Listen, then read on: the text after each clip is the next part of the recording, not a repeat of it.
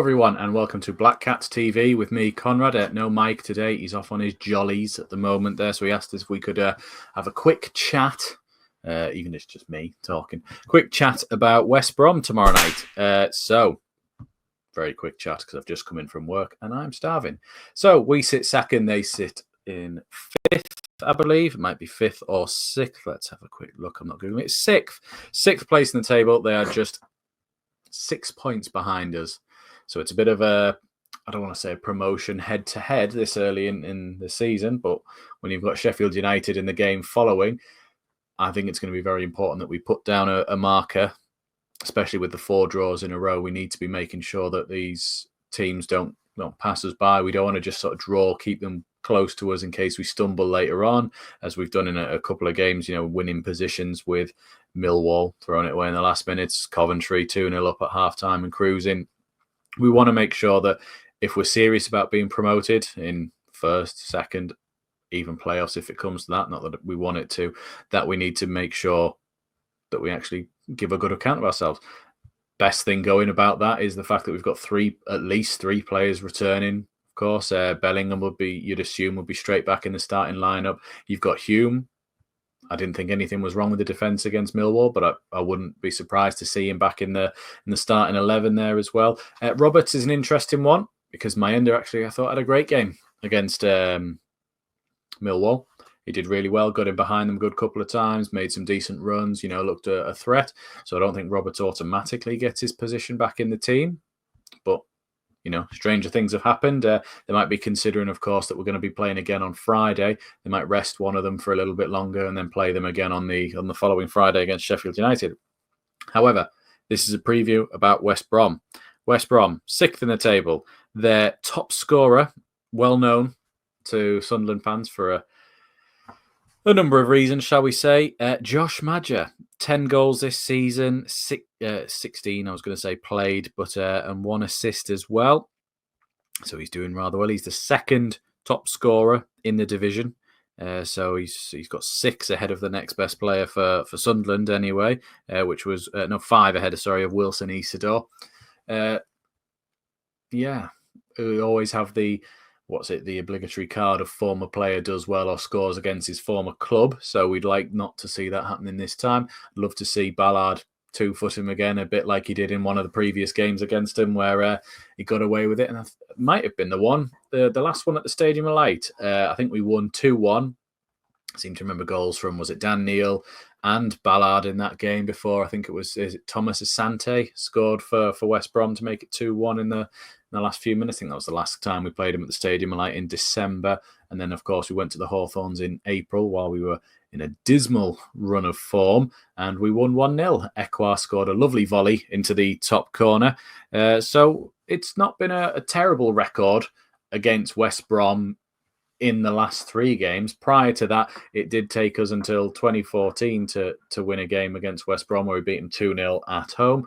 I always remember the one where we played West Brom and was it Dwight York and Stern John scored for us, and I think Darren Carter scored for West Brom, a former Sunderland player as well. And I think after the game, Tony Mowbray, who was the manager of West Brom at the time, gave a rather emotional, the way they play football, they won't finish higher than us. So good thing he didn't have any money on that because we went on to win the league. And if I'm right, I don't think they got promoted.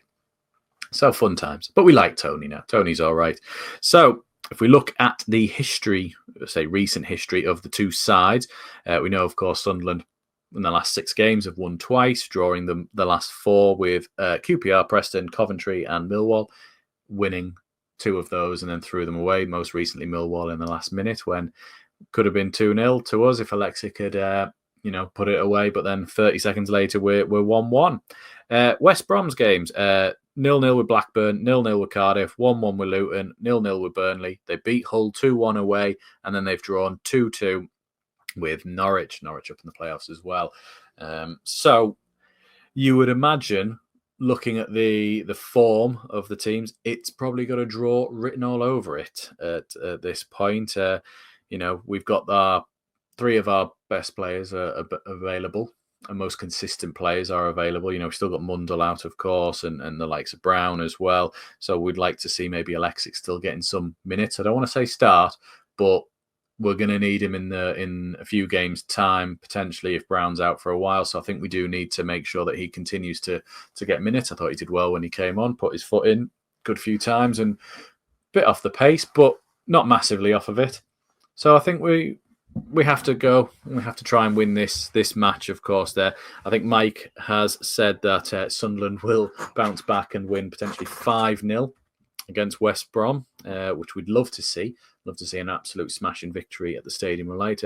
I think I've gone a bit more conservative and went for a 2-0 win at the Stadium of Light. I do see a draw on the cards as well, but hopefully not. We've just got to make sure we do what we do. I don't think we fear anybody at home. We've had 5 wins, 2 draws at the Stadium of Light this season, so we need to make sure we're winning these games at home, or at least the majority of them. And picking up points away from home is never a bad thing, and we'll still be in and around it. I think there will be an eye on the Sheffield United game. I know Labrie doesn't really like to make substitutions, especially when his bench the other day was full of a creche of children, and he didn't really have many options, but these are the positions he finds himself in. So, like I say, I think Hume you could see back in. Bellingham would be a guarantee to be back in the team, I think. And then Roberts and Mayenda, I think you might see Mayenda carry on and then Roberts take over at half-time. And then Roberts more likely to start against Sheffield United. So let us know what your score predictions will be in the chat. Let us know if you have any thoughts about how the lineup will look. Will he stick with his 4-4-2? Will he revert back to the 4-2-3-1? You know, there was potential knocks for Isidore and Connolly in the Millwall game. Isidore did see out the game, but didn't look particularly comfortable. So yeah, let us know what you think in the comments. Don't forget to subscribe to the channel. We're a very new channel. We're just trying to get to 1,000 subscribers by the time we get to Christmas. So we've got a bit of a way to go, but with your help and support, we can do it. And leave a like. It really does help us out, pushes us out to more people so they could potentially subscribe to us as well. So I will see you all on SAFC Fan TV. No, I won't. Mike will see you on SAFC Fan TV tomorrow night for the West Brom game. I will see you again on Friday, SAFC Fan TV, for the Sheffield United game. And me and Mike will have some other videos coming out on this channel very soon about Sheffield United and about other teams as well. So take care, everyone. See you later on.